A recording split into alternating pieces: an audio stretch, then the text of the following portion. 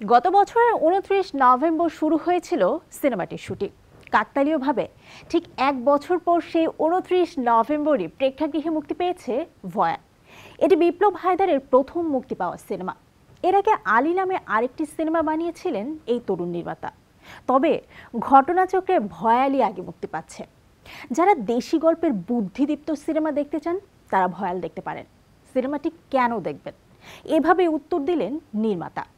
বিপ্লব হায়দার বলেন, অনেক সিনেমা অনেক কিছুর প্রতিশ্রুতি দিলেও প্রেক্ষাগৃহে গিয়ে হয়তো হতাশ হতে হয়। তার আশা, ভয়াল দর্শককে হতাশ করবে না। তার ভাষ্যে, এটি পারিবারিক ঘটনার গল্প, প্রেমের গল্প।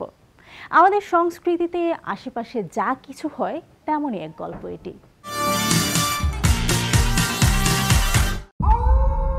এই জঙ্গলের শিয়ালি বহুদিন মানুষের মাংস খায় না।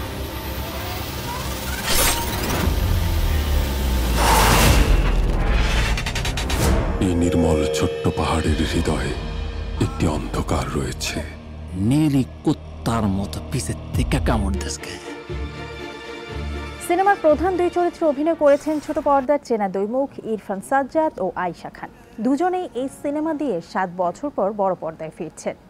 বিপ্লবের মুক্তির অপেক্ষায় থাকা আরেকটি সিনেমা আলীতেও আছেন ইরফান। বিপ্লব বলেন, নতুন নির্মাতাদের জন্য চাইলে বড় তারকা, বড় প্রযোজনা সংস্থার সঙ্গে কাজ করা সহজ নয়।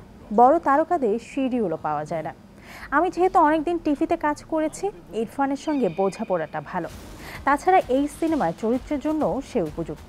দর্শক হলে গেলে গল্পটাই মন দিয়ে দেখবেন। কে অভিনয় করেছেন সেটা তাদের কাছে বড় বিষয় হবে না।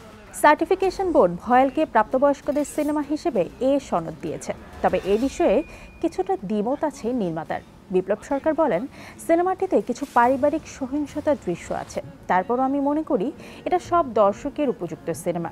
গত বছর সিলেটের মৌলভীবাজারের সীমান্ত অঞ্চলে টানা ২ সপ্তাহ হয়েছে ছবিটির শুটিং।